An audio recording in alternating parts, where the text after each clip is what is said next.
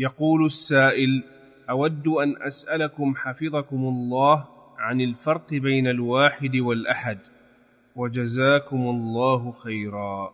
بسم ربي الأكرم الذي علم بالقلم علم الإنسان ما لم يعلم، وصلى الله على نبينا محمد وعلى آله وصحبه وسلم. هذا السؤال حاضر في قلوب الذين أوتوا العلم، وارد على ألسنتهم، ومنهم من يختلج عليه الفرق لاختلاف كلام العلماء في الفرق بينهما، ومن تأمل اللفظين في سياقهما في النصوص وصرف فيهما الأمثال اهتدى إلى الفرق بينهما ولو من بعض الوجوه. وقد ذكر علماء التفسير واللغة وجوها في التفريق بينهما، وسأحرر لك الفرق بإيجاز انطلاقا من الوجوه الحسنة التي نظرت إليها مع زيادة وجوه أخرى. وأحد هذه الوجوه أن الأحد يشمل الواحد لأنه أعم منه، فيطلق على الواحد والواحدة والاثنين والجمع بنوعيهما، كقوله تعالى: وإن أحد من المشركين استجارك فأجره حتى يسمع كلام الله،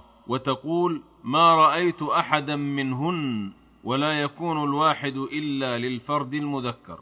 الثاني: الواحد له مؤنث من لفظه، كقوله تعالى: وإن كانت واحدة فلها النصف، والأحد لا مؤنث له من لفظه إلا مع التركيب. الثالث: الواحد يطلق على من يعقل ومن لا يعقل، فهو أعم من هذا الوجه، والأحد لا يكون إلا في من يعقل، فلا يقال لا أملك أحدا من الكتب. الرابع: الواحد يجوز أن يكون معه ثان، فيقال: ليس عندي واحد بل اثنان، ولا يجوز ليس عندي أحد بل اثنان.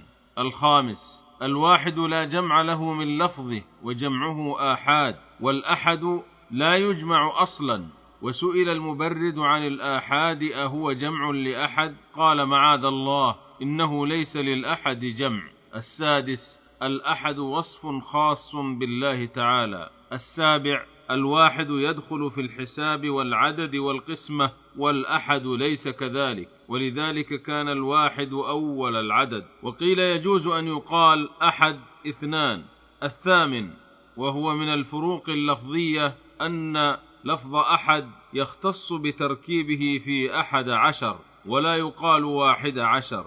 التاسع: زعم بعضهم أن الأحد لا يستعمل إلا في النفي، وهو مردود بالآية المذكورة في الوجه الأول. العاشر: الأحد يستعمل اسما بمعنى إنسان في خصوص النفي، كالآية المتقدمة. 11: الأصل في أحد وحد، وأحد فرع منه.